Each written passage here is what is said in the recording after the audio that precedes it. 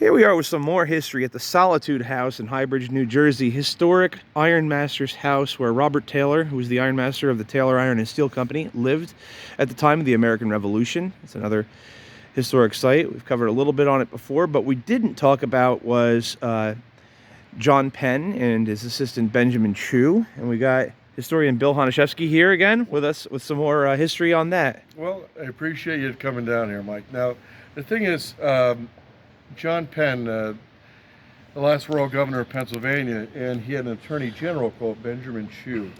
And we talk a lot about this at the, the 1760 Joseph Turner House, and we have a lot of artifacts, including an ingot from the time period from Union. But so if you look at John Penn and his attorney general Benjamin Chew, they were held under house arrest somewhere at the superintendent's house somewhere on the ironworks. Could have been the superintendent's house near Turner, could have been at Solitude. We don't know, but somewhere on the ironworks. Now, the thing is, he was able to roam within 6 or 7 miles from home, as long as he returned at dusk. Now, if you could just imagine an Englishman of a certain class able to roam 6 or 7 miles from home, and he had his own Italian fiddler with him, following him in the hinterlands of West Jersey. So I always find that fascinating because he never went out without entertainment. So I can just imagine him walking down on a dirt road. Not unlike this one. Oh, it's so horrible, I'm under house arrest. But he had his own in-house entertainment, so you can't beat that, you know. So the thing about Benjamin Chew is he had 7 daughters, and they called the 7 shining stars of Philadelphia. And if you read in his autobiography, they were very prominent in Philadelphia, the Philadelphia scene. Now, eventually, if you just talk about the 1760 Joseph Turner House, Benjamin Chew actually, owned that house, which passed to his son, Benjamin Chew Jr., which passed to his son, Samuel Chew. And so it was in the Chew house, and eventually they had other interests, and they sold their interest in the property.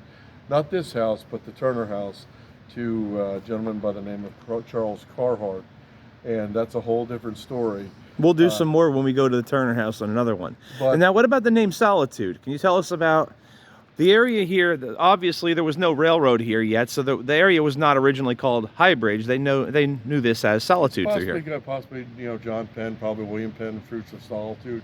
That was a book he wrote? Could have been a nickname. There's actually maps that actually have Solitude on them.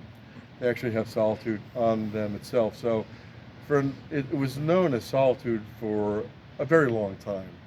Yeah. But to pinpoint it, not exactly. There's a lot of rumors, a lot of legend. And it was all the Union because it was associated with the Union Iron Works. People tend to think that it has something to do with the Civil War, and it doesn't.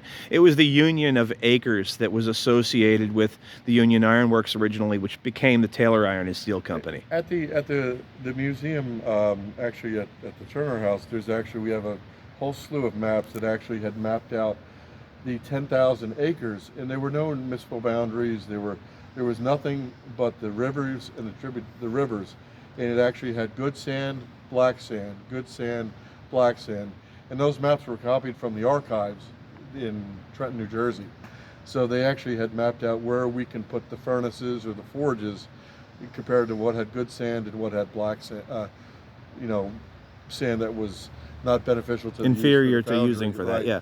And so that's pretty much it. And if anybody knows about the iron process, and if you look at even around this whole area, it's dotted with, you'll find remnants all over, including a lot of slag, which makes it difficult sometimes for people with metal detectors that come around the area here. Yeah, because you'll end up finding just the ore, right? You find everything. And you never know here. You got the company store right here, so they're buying all sorts of stuff, carrying stuff around. Once again, there's the slaves' quarters over there where the slave that worked for the family Mingo lived. And we're going to take a walk over this way. This is the earthen section of the Solitude Dam, which was restored in the last decade. It was all covered with trees, and the Blue Blazed Trail section of the Taylor Steelworkers Historic Greenway came down through here, but slightly through the woods to the left, and it was somewhat obliterated when the work went into this this new construction. You know what, Bill? We might have to go around. It was over that way a little bit, and I think we're going to have to go. I think we're going to have to go up and around over here. That's because it's showing you. Originally the pathway was to your right. Yeah. But then they rebuilt the dam and custom put a fence up. So. Yeah. So while we're walking over there, Bill, can you tell us a little bit about this dam, which is the only, I believe, remaining I-beam reinforced dam in the state of New Jersey? Well, a lot of people have different different views about dams itself.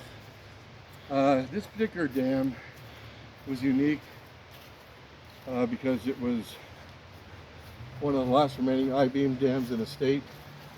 It was done by a gentleman by the name of Frank Tainter, who did the Carnegie Lake Dam, a few other ones. Yeah. And so this is it. What you see with the most famous photo you see is actually not the dam itself, but the spillway. Yes. So after much ado, it was restored back in 2012, which is what you see up here.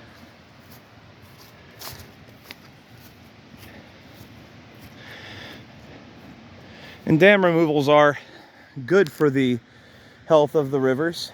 There's a lot of talk about that, and I'll give some personal opinion on some of this. They make it all about the fish, and I don't think it's very much about the fish at all. By the way, there's a really good view of the Solitude House, the company store. What it comes down to is water quality, and we're going to go on about that on another one here, but water quality is very important right now, and we've got a lot of problems with development coming in, and you got this cocktail of slop that ends up in the water. You have antiquated septic systems and cesspools that are failing, and it's getting into the water system. You've got agricultural runoff, road runoff, the salt in the winter. It all adds up, and this is serving as a drinking water supply. Just below Clinton, there's actually a spot for that, and the water needs to be protected or we won't have it. So a dam is an impediment to the movement of the water, and the water purifies itself through movement. So there's a lot of cases of dam removals that I'm totally for, either because they are very difficult to maintain and government has no money to go into this type of thing anymore. Those funds are pretty much out. So usually I'm for the removal, but I will say I am glad this one was saved, because this is a pretty incredible dam here. As Bill was just saying, this is actually the spillway for Lake Solitude here. So over time, if you look historically, a lot of the old timers, they would skate on it, they would ice fish on it, and I know a lot of fishermen will laugh and say, well, how many feet are underneath it? But they used to do a lot of ice fishing. It used to be a very, Lake Solitude used to be a central part of the recreation in the area there. So you see it goes all the way back. Yep. And then a lot of us that grew up around this area will remember jumping off of this. I'm going to take this opportunity of making a community benefit statement. Do not do it now. You won't survive now. When the dam was redone, that is shallow as can be at the end of it. I mean, I jumped right off the top of the thing last in 2010. Actually, at the celebration of the opening of the Greenway Trail, I jumped off of it. And that was my last time doing it, and I'll never do it again. It's just not deep enough, and you'll break bones or die. Well, the thing is, to add what Mike said, see, behind those, what they call, in between those are what they call flying buttresses. And flying buttresses? Yes, like this. Sounds Flying buttress. Flying buttresses. So in between them, there used to be like a hole or a space where you could jump and not hit the concrete. And if you take a look right where those waters come, it's not an illusion. There's cement right underneath it. So if you jumped down that spillway, you would hit cement and hurt yourself. So what we're saying here is, we used to like to get between the flying buttresses, but don't go between the flying buttresses now. It's no longer safe. That's right. Flying buttresses used to be fun, but not anymore. And on that note, thanks for watching.